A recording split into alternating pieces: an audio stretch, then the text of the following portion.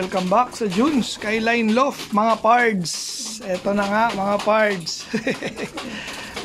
South training na tayo. So sa mga nakakapanood na nga ng aking vlog and video sa ating page, so maraming salamat sa inyo mga pards.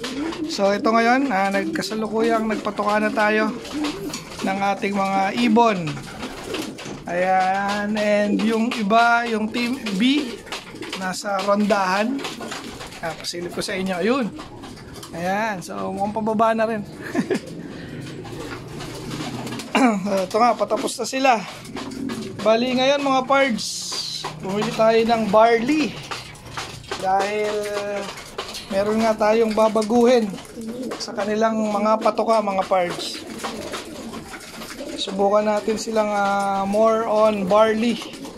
Itong mga south birds nga natin mga pards. So titingnan natin kung effective. Then since nagpalit nga tayo ng, sabagay hindi naman totally palit, same mix pa rin, naglagay lang tayo ng barley. So sana wag maglugon. Dahil syempre wala nga tayo masyadong lalagyan, halo-halo na, pati breeder yun na rin yung kakainin nila. Ito tapos na. Tapos yung ating pang north, ayan, next year. So meron na tayong 3. Tapos babain nga natin yung sa anong nakaraan nga na in-update ko kayo, meron na siyang itlog, yung maglola. Tapos kanina pag-akyat nga natin, yung mag-ama naman meron na rin. Ayan, so ito yung maglola. So may isa na ron. And then ito naman yung mag-ama, may isa na rin. Ayan. So isang araw lang yung pagitan niyan. So for sure magsasabay. So yung ating mga yaya bells mukhang hindi sasabay, sayang. Dahil kung sumabay sana, dito natin ipapalimlim na lang. Pero tingnan natin, hanggang 3 days naman eh. So pag umitlog pa to, na hindi pa to nagdadalawa, so may habol naman, may chance. Okay. So ayan na nga, yung ating team B. Ayan no, pababa na. So, pag nagbaba na lahat yan, ako nasasanay talaga ron, no? Pero saglit lang naman. Ako, nabulabog. Ayan, nabubulabog nga sila nung lona doon sa taas pag humangin. Ito, pakita ko sa inyo. Pero ma-overcome na rin nila yan kasi matagal lang nandito yan. Ayan, ayun, yung green na yun. Okay, so hintayin natin silang bumaba. Tapos balikan ko kayo mga parts. Ito na mga parts, ipasukan na rin yung ating team B. Bali kanina nga hindi ko na lang na-videoan mga parts. Team A muna yung inuna kong pinaloft fly. Tapos nung magpasukan na, sila naman. Dahil nga pag pinagsabay ko, nahihirapan ako magpapasok sa kanila. Pero pag ganitong hiwalay, ayan o. So ilan na lang kulang. 2, 4, 2, 4, 6, 8, 10. So 13, 14. Yan, 4 na lang yung nasa labas. 18 nga yung nandito ngayon. Tapos dito 18 din. Ang dami nating ibon mga pards. So syempre mababawasan pa naman yan. Wala naman nakaka 100% sa training. Ayan. So mataas yung porsyento ng barley natin. Ayan, naiiwan na dahil hindi nga sila masyado sanay. Pero tinutukan naman na nila. Dahil one time feeding lang kasi tayo mga pards. So mauobliga talaga magsikain yung mga yan. Ayan, nandito na rin yung ating grizzle. Okay mga pards, samaya ulit. Ito na nga mga pards, napapasok na natin lahat yung team B. Tapos update nga pala dun sa mga pahabol natin na MacArthur banded. So 4 yun. Ayan yung isa, yung black check na yan.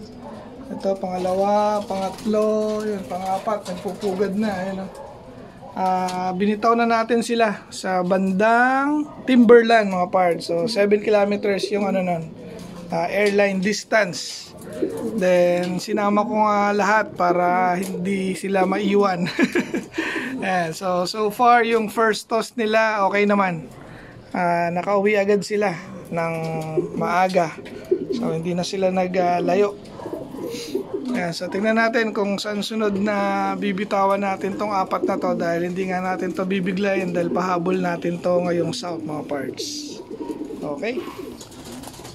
Ayan mga pards, yung ating mga North Young Bird nagsisimula ng maglabas-pasok dito nga sa loft natin. So, naka-open loft lang tayo. Ayan. So, bahala sila kung lalabas tapos babalik. So nasasanay sila. Kaya so far yung overfly natin medyo nabawasan na. Hindi kagaya ng mga dati nating sistema, binibilad pa sa bubong. Siyempre dagdag trabaho yun, ulihin mo isa-isa, ibibilad, tapos ibabalik. So itong ganito, bata pa lang, hinihiwalay ko na nga sa magulang para matuto na silang tumuka. Then ayan, saka hindi pa rin sila ganun kalakas lumipad. So ganyan yung ginagawa natin ngayon mga pards. Okay, paligo ulit tayo mga pards. Ilagyan nga muna natin itong Team A. So tingnan natin kung maliligo sila.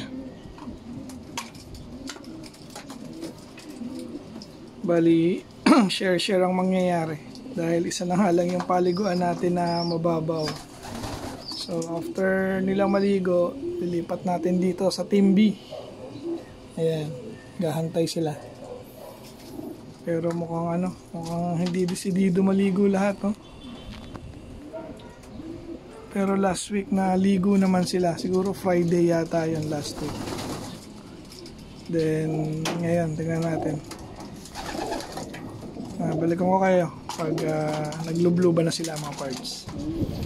Yan mga pards, nagsilubluban na. Mag-aaway-away nga lang, kaya natitigilan bigla.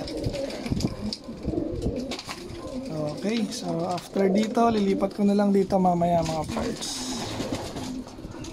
Ayan, then loading nga pala tonight dito nga sa ating area. So training ng San Miguel, Laguna. Bali, yun na yata yung magiging huling toss ng bandang Rizal kasi medyo malapit sa Rizal yun yung San Miguel, Laguna. Okay mga pards, so hanggang dito na lang yung ating video for today. So tomorrow nga is abangan ng training. Then tingnan ko kung makakapag-karga ako ngayon sa truck. Then pag makapagkarga ako bukas, may bago tayong video, abangan ng training. Okay, so shout out Team Yahoo, shout out NHPC family, shout out Team Obanik. Hanggang sa muli mga pards, paalam. Shout out kay ADC Pet Shop mga pards, sa Sampaloc to located mga pards. So baka meron ditong mga nanonood na malapit sa area na yon. So malapit lang to sa may Sampaloc Hospital mga pards. Marami kayong mabibili dito sa pet shop na to. So pang aso, pang pusa, pang kalapate, saka pang manok. Meron dito mga pards. So suportahan natin itong ADC Pet Shop mga pards. So shoutout sa iyo pards JJ Cachero.